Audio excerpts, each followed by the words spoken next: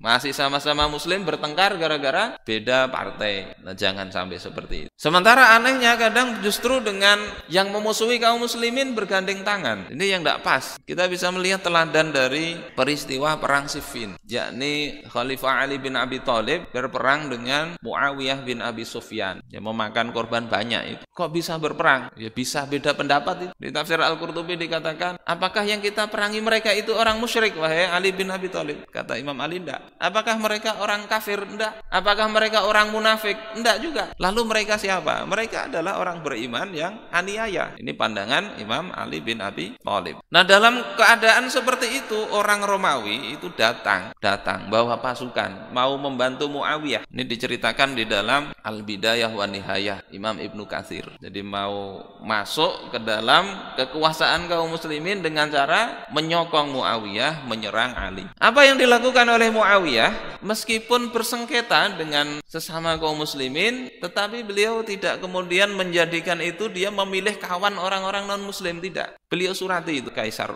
Romawi, wallahi, demi Allah, la illam tantahi wa tarji' ila biladika ya la'in, andai engkau tidak berhenti dan kembali ke negeri engkau wahai orang yang terlaknat, la astalihanna ana wa ibnu ammi alaik, aku betul-betul akan berdamai dengan sepupuku untuk menyerang engkau. Wala ukhrijannaka min jami'i biladik, aku akan usir engkau dari seluruh negeri engkau. Jadi bukan hanya mengusir supaya kembali ke negeri engkau, tapi kuusir engkau dari negeri engkau. Wala udayyiqanna 'alaikal arda bima rahubat, dan aku ingin akan betul-betul buat bumi yang luas ini terasa sempit bagi engkau. Akhirnya mereka takut itu, tidak berani. Nah, kita bisa lihat kondisi sekarang saat kaum muslimin dianiaya di Rohingya, belum Uighur, kemudian mana lagi Palestina, sampai sekarang ini masih belasan ribu sudah korbannya. Padahal orang-orang non muslim itu mereka saling membantu. Amerika itu ngirimi 100 bom yang bisa ngebom bunker. 1 ton bom itu dikirim bantu Israel. Triliunan dana itu dikeluarkan untuk bantu mereka, dibantu. Sementara kaum muslimin apa?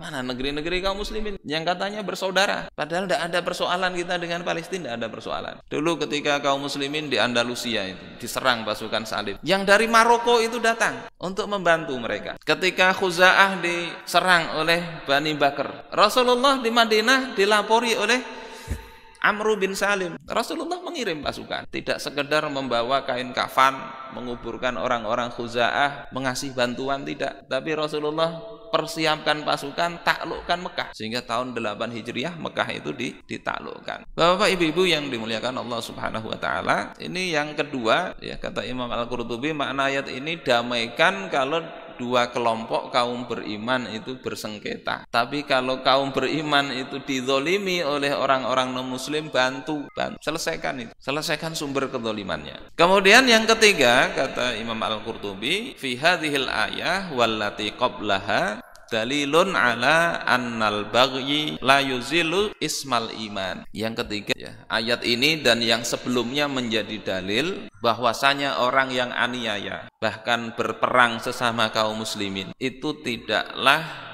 menghilangkan sebutan iman bagi mereka. Jadi orang zalim itu masih beriman kalau masih dalam hatinya memang percaya kepada Allah Subhanahu wa taala dan dasar-dasar keimanan yang wajib diiktikadkan. Zalim tapi tetap beriman. Pemabuk mungkin tapi tetap beriman dia. Jadi mabuk itu enggak kemudian jadi kafir, enggak. Orang tadi bahkan membunuh itu tidak kemudian jadi otomatis kafir keluar dari Islam, tidak. Li'anna Allah taala sammahum ikhwatam mu'minin. Karena Allah Subhanahu wa taala menyebut mereka dengan saudara orang yang beriman, ma'a kaunihim baghin, padahal mereka itu aniaya. Ini di dalam ayat sebelumnya dikatakan wa in ta'ifatani minal mu'minina qatatalu fa aslihu bainahuma. Jika dua kelompok orang yang beriman itu berperang. Namanya berperang itu kan ada yang bisa saling membunuh nih. Tapi dikatakan minal mu'minin, dari kalangan orang yang beriman. Karena orang beriman bisa tersalah begitu. Maka perintahnya fa aslihu bainahuma, damaikan antara dua kelompok kaum muslimin itu. Terus kalau ada yang aniaya bagaimana? Fa im baghat ihdahuma 'alal ukhra faqatilul lati tabghi. Kalau salah satunya itu berlaku aniaya kepada yang lain, maka perangi yang aniaya itu hatta